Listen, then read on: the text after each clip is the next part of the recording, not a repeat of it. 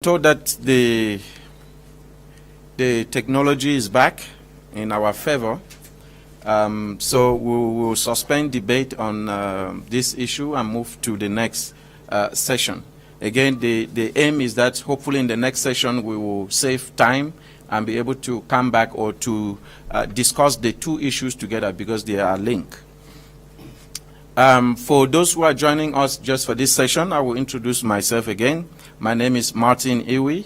I'm the technical coordinator of the ENACT project at the Institute for Security Studies. I'm the one moderating this session. To go straight into the description of why we're here, Session 2 focuses on Africa's challenges and successes in controlling illicit arms flows. There are several linkages, of course, between the drug trade and the proliferation of illicit arms in Africa. The heroin trade sustains undemocratic political figures and parties and makes key ports permeable. This compromised borders and ports further facilitate other forms of transnational organized crime and trafficking, including, of course, illicit small arms, light weapons, and ammunition. Like other criminal networks, drug traffickers also rely on violence on the threat thereof. Arms traffickers further exploit gaps in regulatory systems, porous borders, communication, weakness, and lax laws. The United Nations at the international level has, of course, the African Union have for years been dealing with these issues, and they have adopted so many different responses, including policy responses and legislations. The AU in particular has elaborated a number of measures aimed at combating illicit arms flows. And there are several ongoing initiatives within the AU Secretariat, the AU Commission, which at the regional level, and of course citing organizations or regional mechanisms such as the Economic Community of West African States, the Southern African Development Community, SADC, the ECAS, the Economic Community of Central African States, and many others, which are dealing with this issue. So the issue of small arms, in my view, is really the mother of all crimes, violent crimes in Africa, as I said in the preface to the previous session. So therefore, we want to look at this issue as within the context of the publication that has been recently published. It's called Africa in Arms, Taking Stock of Effort for Improved Arms Control. It's written by Dr. Nelson Alusala. We are lucky to have Nelson here with us, who is going to give us an overview of the paper and his key findings in this publication, really the dynamics of small arms and light weapons in Africa, which everyone agrees that this is, Africa's major problem and the driver of most crimes and conflicts and infragility factors. Yes, Nelson, please, you have 10 to 20 minutes to present your presentation. Thank you. Thank you, Martin, and thank you, everybody, for being here at this particular moment. I think there's no any better place you would be on this very important day that we also commemorate an important historical happening regarding our hero, Nelson Mandela. So I think without taking any unnecessary time to go into other details, I think let's go straight to the subject of this particular moment, looking at Africa's successes and challenges in controlling illicit arms flows. I would like to start by stating that research shows that in 2010, about 26% of the world's GDP, about 2.6% of the world's GDP was spent on military expenditure, 2.6% in 2010.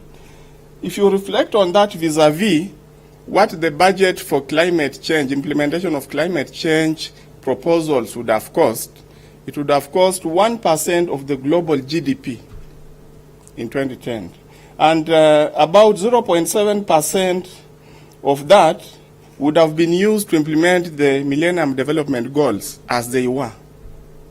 Look at the magnitude of military expenditure vis-a-vis other aspects of human life. That's also part of the contents of the paper. Basically, it shows us that if we worked hard on reducing expenditure on arms, on military uniforms and trainings and all that, and looked at other aspects of peace and development, you would balance a lot of what's happening today without looking for extra resources. Africa becomes a very central actor in issues of arms control. And as the previous presenters mentioned, especially I think Jean-Marie mentioned the issue of implementation. And we looked at, she presented certain percentages, 60%, 66, and the rest, in terms of implementation structures, planning, and policies. Africa is well positioned. And I summarize that in the context of the 5 African sub-regions, looking at the instruments of arms control that exist. In Southern Africa, where we are, we have what you call the SADC Protocol on small arms and light weapons and all that. And this is a protocol that has been adopted, and it entered into force in 2004. In Central Africa, which is one of the most recent regions to adopt a common approach on issues of arms control, we have what we call the Kinshasa Protocol, or Kinshasa Convention, which entered into force in 2017. And you know how Central Africa has been struggling and continues to struggle with the issues of conflict. Besides that, it has come up with an instrument that entered in force just barely a year ago, meaning they know the direction. We know where we need to go. West Africa has the ECOWAS Convention, which entered into force in 2006, about more than a decade ago. And North Africa has been grappling with these issues, and with the support of the United Nations Regional Center on arms control based in Lome, Togo, it has implemented a number of projects, although they don't have a common structure or protocol or convention, but there are certain projects that have been going on. In other words, North Africa is also focused on issues of arms control because they know the importance. East Africa, we have what you call the Nairobi Protocol, bringing together all the sub-regional countries, member states. And therefore, Africa is actually rich in terms of policies. We cannot deny that. Then the biggest question is, what then? What has gone wrong? Why are we still having more conflicts in Africa when each of the 5 regions know very well what we need to do? What really has gone wrong? When you look at this in terms of transnational organized crime, you start to understand, first of all, that the example that was given about drug traffickers, perhaps in the East African coast, take the example of Tanzania, moving to Cape Town, and then the story getting confused there because there's no coordination. Bear in mind that these organized criminals are also human beings. They also plan. And we fail because they plan ahead of us. They know that you are dealing with the drugs. They will go into a different sector. You will see suddenly arms trafficking taking a different route and growing exponentially. Before you pick up the trend, they are already in counterfeit, cigarettes.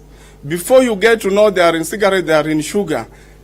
Tomorrow they are in human trafficking. And therefore, our focus becomes very narrow because we focus on one element at a time. Before our parliaments pass a law and it gets to be implemented, they've already gone ahead by 3-4 steps. Lack of coordination.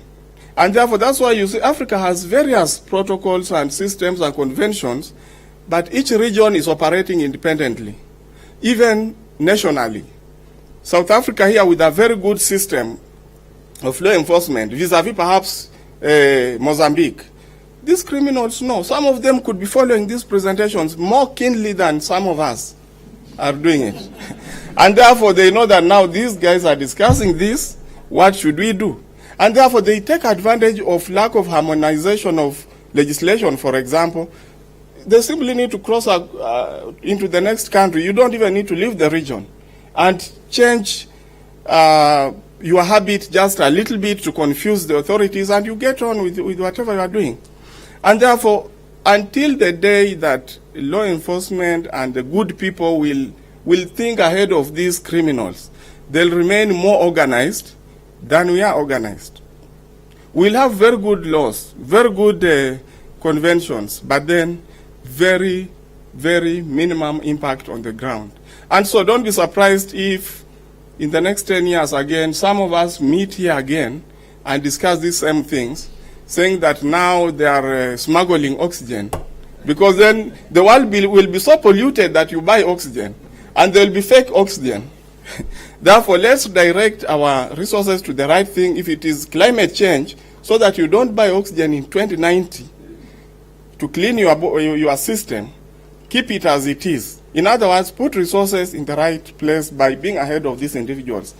That having said, I would like to mention a few elements that are progressive on the continent. Many times we paint ourselves in terms of doom, in terms of all is impossible. And it's very easy when you mention the name Africa, the word Africa. What comes into your mind is conflict, death, harassment, what? Everything is just catastrophic. That, I think, is almost a confirmed fact. But the reality is there are certain elements that are also positive. We talk of the African Union. Yes, this is an organization that transformed from the OAU to AU. Is it AU because of the EU, so that change of name means that we can also one day dream to be like EU? No, it's actually possible for Africa to undertake its own chain of development and its own implementation structures independent of any other. It's really possible, based on certain indications that are emerging. One aspect that is very clear, that in 2013, the African wise men and wise women and their followers, as the citizens, supported their solemn declaration, what they call Agenda 2063, which Jean-Marie mentioned, referred to briefly, which provides a strategic framework for Africa's socio-economic transformation over the next 50 years. Look, Africa is looking at 50 years ahead, which is a positive thing, because you don't leave your house, the door open as you come here. You lock it because you want to go back and use the house. And therefore, Africa is looking ahead, knowing that the future is not only now, the future is also tomorrow. The present is not the end. In other words, we are planning ahead. But if we are planning ahead, why should we meet here in 2050 to plan again to 2000 to 22,000 or whatever? Africa knows. The AU said that in this solemn declaration is an oath, kind of, that number one, we are going to end conflicts on the continent by 2020. Today is 2018. How many more years? We'll end that by silencing the guns. This is everywhere online. This, Jean-Marie can confirm, and many of us can confirm. By 2020, all guns in wrong hands should be quiet. Meaning you are going to eradicate aspects of illicit arms proliferation. And therefore, they call it silencing the guns by 2020. Then in 2017, last year, September, they moved a step further to launch what they call the African Amnesty Month. I was part of that launch, and in that declaration, if you look online, you will get the press release where they talk of the commitment by African countries to ensure that by 2020, indeed, guns are silent. Whether they will be or not is something else. But then in that solemn declaration, which gives the silencing the gun approach, it also talks of addressing the root causes of conflict, because we know it's the root causes that if you uproot, then is the beginning of safety, peace, enjoyment, and happiness, and everything. We need to end impunity, harassment by law enforcement authorities, whereby the police are feared by the population more than the population fears the thief. That needs to be reversed. I mean, all those issues we know, they're bad, but why are we not moving forward? Ensuring accountability and upholding the rule of law. Addressing emerging sources of conflict, such as transnational organized crime and terrorism. All that is in the solemn declaration. Pushing forward the agenda of conflict prevention, post-conflict construction and development. We know without development, there's no peace. No peace, no development. And the links with the sustainable development goals and all those aspects. Ensuring enforcement of and compliance with the agreements to end hostilities. Ensuring the implementation of arms control agreements, including those sub-regional aspects that I mentioned. The biggest question is, how achievable are these things against what we are seeing today? How do we measure the progress? I think previous presenters talked about, you need, if you are to treat a disease, you need to diagnose and know what type of disease you are treating, if it's malaria or cholera. Or you do that by measuring. We need to know if indeed we want to silence the guns by 2020. And this is something that African Union did not actually capture in terms of measurability. How do you gauge that indeed 2018 we've performed in this way? Each African country has reduced by 1,000 guns in illicit circulation, or even destroyed those guns. So we want to know very much how effectively we are moving forward with the silencing the guns initiative. And in my thinking, I think because 2020 is tomorrow, we might go into 2030, 2040, 2050 years. Agenda 2063 comes up, and we still cannot really measure these things. Enhancing Africa's stability to combat illicit arms flows by reducing the continent's vulnerabilities. It also stipulates this, the border-related challenges, to be addressed, transborder trafficking and other crimes. In other words, all aspects of transnational organized crime. But then lack of regional standardization is also noted, and there's need for that kind of standardization if the region as Africa needs to move forward. Now, a challenge that emerges, and which is also recognized by the AU, is selective prioritization of the transnational organized crimes, and which was cited before, because if you visit these countries, and I've had the opportunity to engage in my research with some of the policymakers, if you ask them the question of, okay, how far have you moved with the marking and record keeping of your arms, then they tell you, no, we are dealing with the terrorism, for example, at this particular moment. Arms marking, we are no longer doing it because we are now having this an urgent issue. Terrorists are transnational in nature. Weapons are transnational in nature.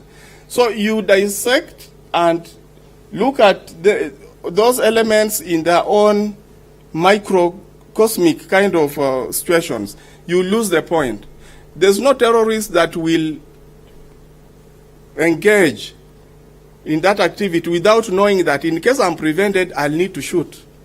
Look at the 1998 bombings of the U.S. embassies in East Africa, Dar es Salaam and Nairobi.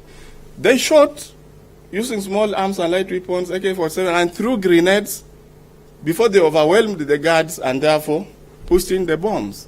And therefore, if you are going to look at terrorism independently and say, now we are not going to mark weapons and know which ones are in the national stockpile, and if they are found outside, we can trace back and know at what point did they divert. So dealing with these issues, if you are going to deal with the drugs and leave out arms, and you are going to deal with human trafficking and leave out counterfeit in cigarettes, somebody gave an example of heroin that was loaded within wine that was being exported. Look, drugs going into your wine as an export. I mean, so if you are going to look at the wine sector is safe, is okay, let's look at the border. And then when the cargo comes, you say, no, that's wine, let it go. You don't know what's in there. It's drugs, it's arms, So these things need to be looked at in synergy. They need to be looked at as a common crime. And it's only when we start thinking that way that we'll be at par with the criminals. And that doesn't mean we are ahead of them. It means we need to really invent our own ways of thinking ahead. The results of all this dichotomy of approach is that it is very difficult to enforce international arms control regimes, including those sub-regional instruments, without a harmonized approach. There's no clear integrated framework for targeted responses until today. We are here talking, somebody somewhere in the region is talking the same thing, but we don't talk at the same time, we don't interact, we don't communicate. There's a difficulty in measuring causes, effects, and even levels of mitigation. Because of secrecies, every country thinks they have the best strategy, and therefore once these criminals leave your border, you are safer. No, you are only making them more creative. We need evidence-based research to support the measurability, and that is why an act becomes an important factor, because our research products are evidence-based. We go and speak to these policymakers. We go and interact with the individuals that are engaged with these things, learn from them their challenges, and then from that we are able to propose policy recommendations. And therefore, evidence-based, not to sit and think about a solution, but go to the field and find out how things are happening. Just to sum up in terms of the challenges, we realized that in 2016, military spending in Africa was about at 7.9 billion US dollars. That should be billion. 1.3% lower than in 2015, which is a positive thing. But it comes after 12 years of continuous increase in arms imports into Africa. And African military spending remained, even though with that increase, it was 48% higher than it was 10 years ago. Okay, a reduction of 1.3, but you are still 48% higher within that decade. So basically, if you look at that graph, which is an extract from CIPRI, it shows that Africa is second to the Middle East. Middle East, you know, it has been more affected by conflict continuously than Africa has been, and of course with the ability to import and purchase weapons, it has registered a higher level. But then Africa comes in second, even far much higher than the producing countries, the Americas, Asia, and Europe, in terms of imports of those weapons. So comparatively, I think we need to redirect our aspects, our resources in a much more peace-building, preventive aspects than in reactive military and weaponry purchase engagements. Just to quickly touch on the aspects of the drivers of illicit arms flows, which has been also reflected on by our colleagues who talked before. The main source of weapons in illicit circulation is the diversion from government stocks, and mainly because of corruption. An officer just saying, I'll give you 2 crates of ammunition at $50 or $10 or $15, and that is it. Battlefield losses, because we are always in constant conflict, there's a high loss of weapons on the battleground and all that. Complicity of international sources and internal actors. If you read the paper, you will see how it is described, how the international sources, especially the brokers, the intermediaries who make a whole lot of profit out of just transferring, even online. He sits in his house, money goes into his account, and weapons are transferred. So that needs to be looked into, the use of technology and communication, latest means of communication, and which again I think one of the presenters referred to in terms of how that is compromising security. And I'm not proposing that we have a ban or a tax to be labeled against WhatsApp and things like that. But then, I mean, we need to be aware that things are going out of control and affecting security also. and other aspects like falsification of end-user certificates, exploitation of the gray market areas, and all those are described in the paper. If you go into it, you will see what transshipment means. Country X imports weapons saying it is going to use, but then tomorrow it re-ships them to a friendly country. As I conclude, I would want to propose a number of mitigations, and again, as Martin stated, similar to the paper on heroin, this one has also a policy brief that you can have a quick read through, and which outline some of these important mitigation measures. I think until the time that the region, Africa as a region, will have a comprehensive strategy to address all related transnational organized crimes in coordination with the existing sub-regional structures, meaning the structures are there, link the fight on, with those structures and have a cohesive approach, there will always be a vacuum that the criminals are going to exploit. They're out there to look for the weak links and use that. Strengthening of stockpile management systems. Know how many weapons by serial numbers and the owners within the military and the police and all these security agents, so that you are able to account for that. What is out is what you will deal with.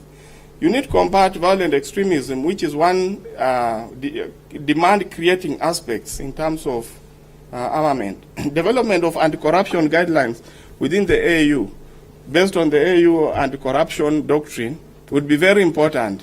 Targeting institutionalized corruption. The politicians that have the say, they just call the port and say, I'm so and so, please release that cargo. And whoever is at the port shakes and says, oh, the call has come from the capital. Don't inspect that, and then it goes. Mr. Olivier from the EU yesterday gave a very a phrase that I thought was quite captivating, and he says, no lasting development without security, and no security without lasting development. Meaning we will remain at the same level unless we really work on our security for us to develop. Thank you very much for listening to me.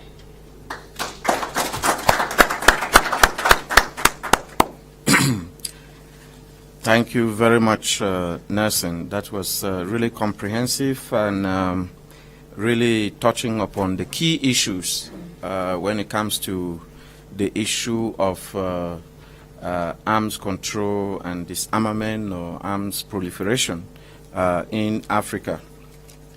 I think from listening to you and having listened to the previous presentations in the last session, I see a lot of similarities, not only in the way they are being trafficked, the same challenges that you have highlighted.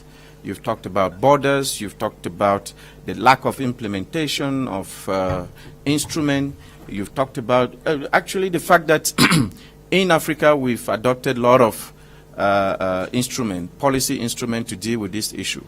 But we have not taken that second step of enforcing this instrument. I think it's a challenge that runs across.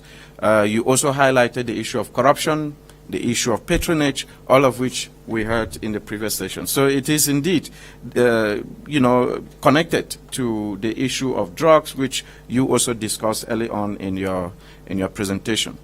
We are really short of time again.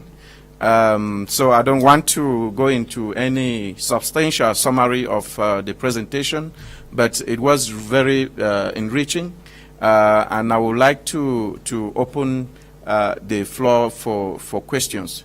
But I would also like to thank once again our online audience who have been very diligent with us in joining us and listening to the presentation. Once again, this ends the formal session of presentations where you are allowed to cite the presentation that he made, but the discussion is going to be conducted under the Chatham House rules, the ISS rule of not